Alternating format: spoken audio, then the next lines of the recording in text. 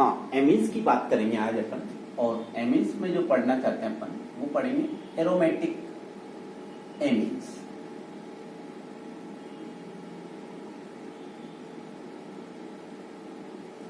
Aromatic जो amines है उनकी बात करें या यूं कहें कि एरोमेटिक जो एमीन कंपाउंड है वो क्या होंगे, तो अपन कह सकते हैं कि एरोमेटिक जो एमीन है वो अमोनिया के व्युत्पन्न है।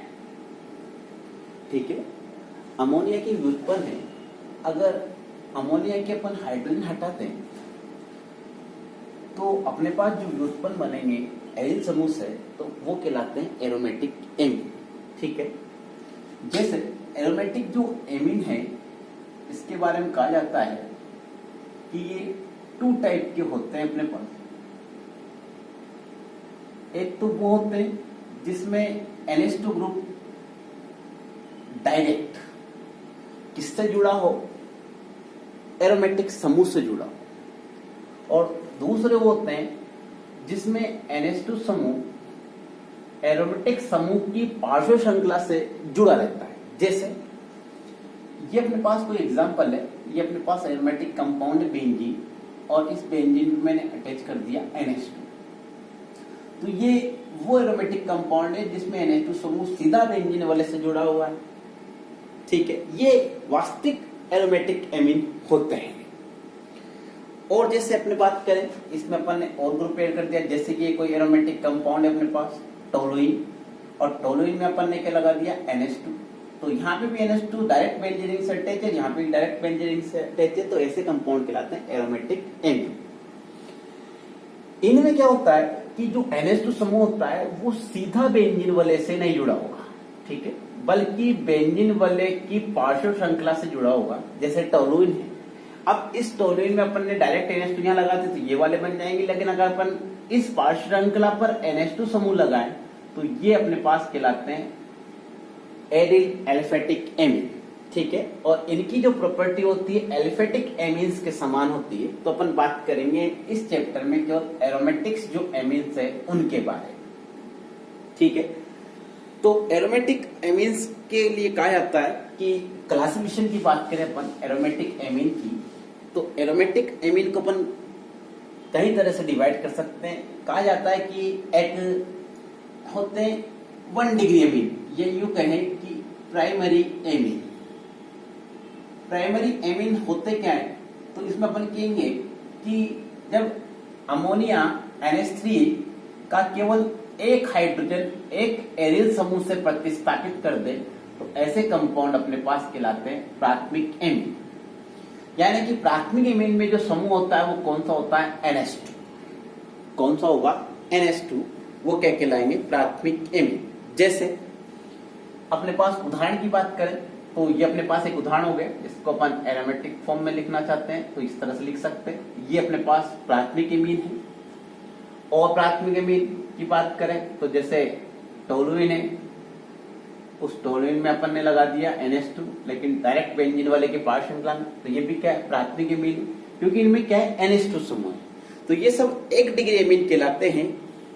बात करें एक और, जैसे ये टोलुइन है, इस टोलुइन की पार्श्व श्रृंखला पे लगा दे अपन तो ये भी 1 डिग्री एमीन में ही आता है, क्योंकि इसमें भी कौन सा समूह है NH2 समूह। ठीक है, वो बात लगेगी कि ये एरोमेटिक है और ये एरिल एलिफेटिक एमीन में आएगा, लेकिन है 1 डिग्री एमीन। ठीक है, तो प्राइमरी एमीन क्या होते हैं जिसमें कौन सा ग्रुप होता है NH2। नेक्स्ट बात करें अपन, एक होता है सेकेंडरी एमीन। सेकेंडरी एमीन क्या होगा उसकी बात करते हैं। तो सेकेंडरी एमीन में जो ग्रुप होता है वो होता है NH। कहने का मतलब जब अमोनिया की 2 हाइड्रोजन को आप प्रतिस्थापित कर दे एरिल समूह से तो ऐसे एमीन के कहलाते हैं द्वितीयक एमीन कहलाएंगे। क्या कहलाएंगे द्वितीयक एमीन। जैसे बात करें अपन ये बेंजीन, ये NH और ये फिर एरिल समूह, पहले समूह ले रखा है अपन ये, तो ये कौन सा एमीन हो गया 2 डिग्री एमीन, क्योंकि इसमें कौन सा ग्रुप है NH। तो इससे अपन पहचान सकते हैं 1 डिग्री में क्या होगा NH2 ग्रुप होगा, 2 डिग्री में क्या होगा NH होगा। ठीक है, इसकी बात करें जैसे ये कौन सा एमीन है, तो ये NH और CH3, तो ये भी क्या हो गया, 2 डिग्री एमीन हो गया। नेक्स्ट अपन बात करते हैं टर्शरी एमीन की।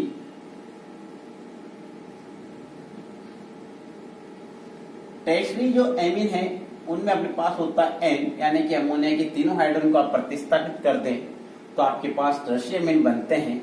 एक एग्जांपल की बात करें जैसे N, ये C6H5 C6H5 C6H5 कौन सा एमीन होगा, 3 डिग्री एमीन, क्योंकि अपन को क्या दिख रहा है यहाँ पे, N दिख रहा है, ठीक है। और एग्जांपल की बात करें जैसे 3 डिग्री एमीन का, ये भी कौन सा हो गया, 3 डिग्री एमीन हो गया। तो एमीन जो होते हैं 1 डिग्री भी हो सकते हैं, 2 डिग्री भी हो सकते हैं और 3 डिग्री भी हो सकते हैं, ठीक है। तीनों टाइप के एमीन होते हैं, 1 डिग्री, 2 डिग्री और 3 डिग्री एमीन। बात करें और अपन देखना चाहे तो ये भी कह सकते हैं, जैसे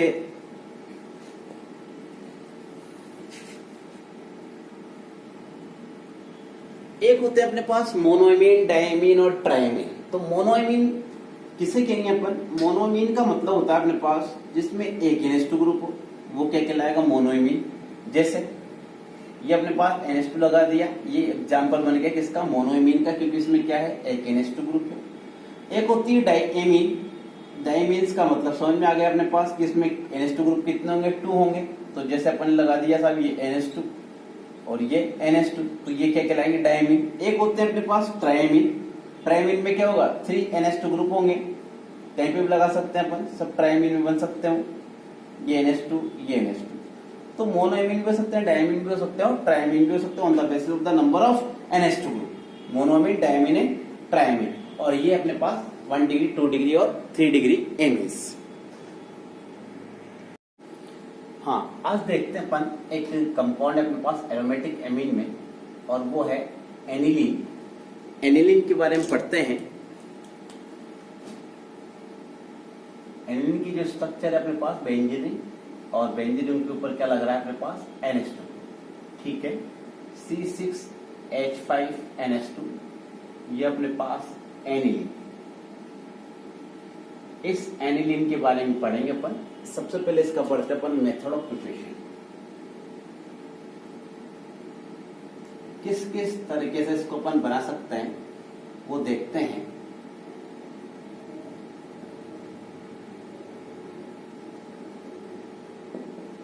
पहला जो मेथड ले रहे हैं अपन एनिलीन को बनाने का, वो ले रहे हैं from nitro compound.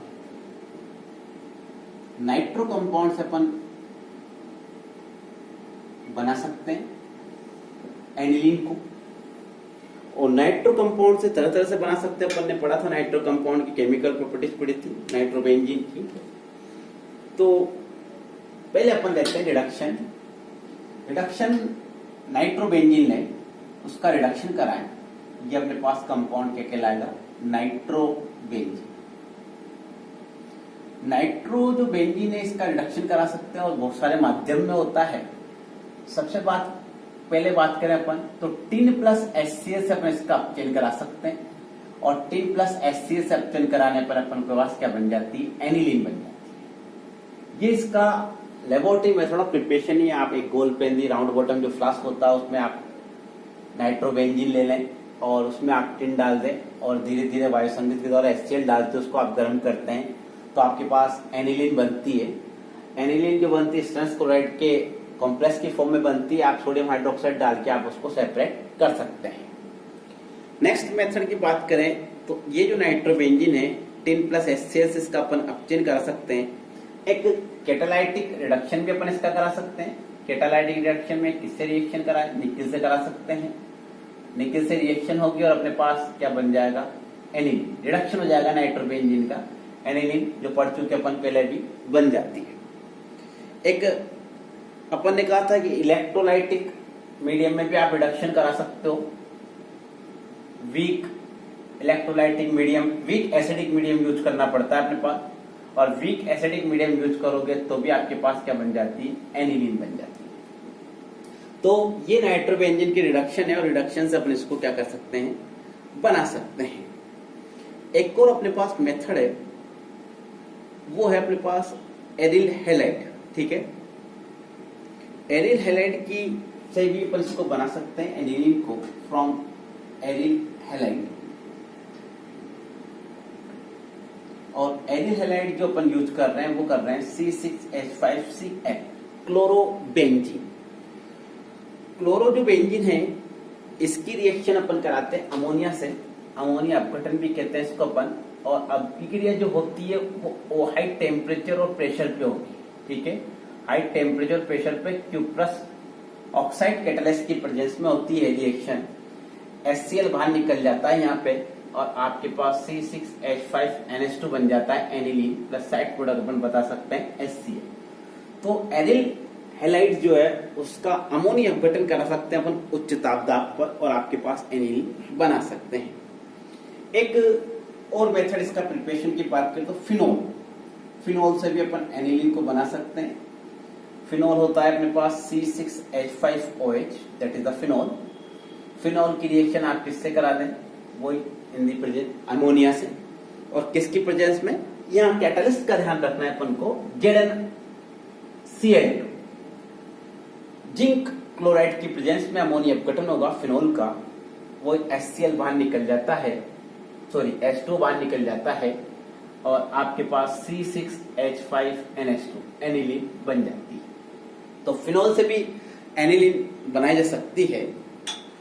Next method की बात करें, बड़ी फेमस रिएक्शन है और फेमस रिएक्शन है अपने पास हाफमान ब्रोम एमाइड रिएक्शन नंबर 4।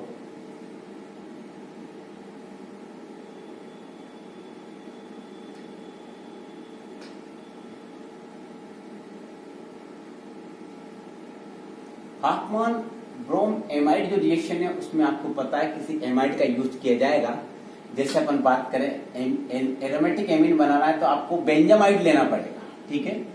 बेंजामाइड लेने के साथ साथ इसको अपन गर्म कर देंगे किसके साथ, ब्रोमीन के साथ और किसी क्षार के साथ। रिएक्शन होती है अपने पास, रिएक्शन होकर अपने पास जो बनता है वो एनिलीन बन जाती है इस तरह से C6H5NH2। साइड प्रोडक्ट की बात करें तो साइड प्रोडक्ट की फॉर्म में KBr बाहर निकलता है, तो अपने पास 2 KBr बाहर निकलता है, ठीक है। और एक K2CO3, तो 4 KOH काम में आता है अपने पास। साइड प्रोडक्ट की फॉर्म में K2CO3 बाहर निकल जाएगा, K2CO3। साथ में वाटर जो मॉलिक्यूल है वो भी बाहर निकल जाएंगे क्योंकि अभी तक अपने पास क्या बची हुई है, H बची हुई है। KBr बाहर निकल गया, K2CO3 बाहर निकल गया और 2H2 भी साइड प्रोडक्ट से बाहर निकल जाते हैं। तो बड़ी फेमस रिएक्शन है हाफमान ब्रोम एमाइड रिएक्शन, जिसमें किसी एमाइड की रिएक्शन ब्रोमीन और क्षार से कराने पर अपने पास एरोमेटिक एमीन बन जाएगा। तो नेक्स्ट अपने पास बात करें, एक शिम्ट रिएक्शन है और शिम्ट रिएक्शन में